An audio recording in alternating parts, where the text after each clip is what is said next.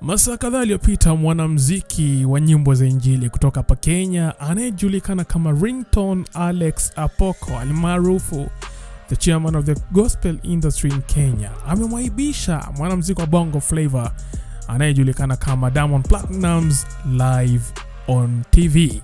Na masaa kadhaa yaliyopita kulikuwa na voting ambayo ilikuwa ina happen pale kwenye runinga ya K24. Na hii ilikuwa ni voting kati ya Ringtone Alex Apoko na Platnumz kutoka kule Tanzania. Na msanii huyu anayejulikana kama Ringtone kupitia kusaka kijamii wa Instagram akatangazia mashabiki wake kuhusu ile competition ambayo itakuwa ina happen pale kwenye K24 TV. Akapost picha fulani pale ambayo unaona ni Diamond versus Ringtone head to head. I think huu ulikuwa ni competition ya wimbo wa Platnumz na wimbo wa Ringtone Alex Apoko. Na pale kwenye caption Ringtone akaandika hivi: "Today Kenyans are showing Platnumz why I am the chairman, the most handsome gospel singer, most philanthropic and the richest in East Africa. Yes, loves God from my most heart. Watu wa yule simba wa dunia, mjue mimi ndiye mtoto wa simba wa Yuda. So I'm a real lion." Na alafu akasema pale kwenye K24 TV from 10 AM today. Na baada Ringtone kutangaza competition hii kwa mashabiki wake, ile competition ikatendeka pale, na ukiingilia pale tukapata kwamba enyewe competition ilikuwa ngumu sana kwa sababu ilikuwa ni kati ya Ringtone na Platnumz. Unajua Platnumz pia kuna mashabiki wengi hapa Kenya, sio? Na Ringtone mwenyewe akaweza kuibuka mshindi dhidi ya Platnumz. Na ukiangalia pale aliye announce huu ushindi ni Chris Buzz ambaye anafanya kazi na Media Max. Winner is none other than Omba aka Ringtone Apoko de okay.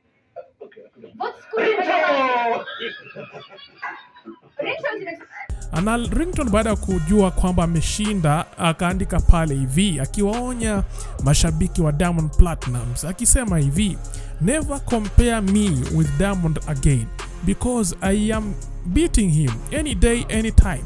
Vitu kwa ground ni different, yani kulingana na vile Ringtone anasema kwamba he is the greatest kushinda Platnumz. Usidanganyike na yale ambayo Platnumz huweka kwenye mitandao ya kijamii, yeye bado anabaki mdogo kushinda Ringtone. Kumbuka hii si mara ya kwanza msanii huyu kutoka hapa Kenya kudai kwamba he is the richest artist in East Africa. Actually East and Central Africa. Huyu ni msanii ambaye amejigamba kwamba ana hela design ya noma. Hapo wa Kenya husema kwamba huyu ni mtu ambaye ako na hela kama shetani. Yeye tu ni mwenye hela design ya noma. Lakini tu kusema kweli sijui kama mashabiki wa Platnumz walikuwa wanajua haya kwamba kulikuwa na competition kati ya Ringtone na Platnumz. Anyway, kumbuka kwamba few days ago msanii huyu kutoka hapa Kenya aliachilia wimbo ambao unaitwa Backslide pale kwenye YouTube. Akaambia mashabiki wake kwamba amepatiana wiki moja ule wimbo ufike 1 million views. Ukikosa kufika 1 million views atawaachana na usanii. Hii wimbo nimetoa ambayo inaitwa Backslide na Martha Mwaipaja, isipogonga 1 million views within 1 week, mambo ya kuimba nimeacha. Nitakuacha kabisa. Nitakuacha. Tafadhali hiyo wimbo igonge. Apparently ukiingia pale kwenye YouTube wimbo huo bado hata hujafika 500,000 views. I think uko around 200,000 views.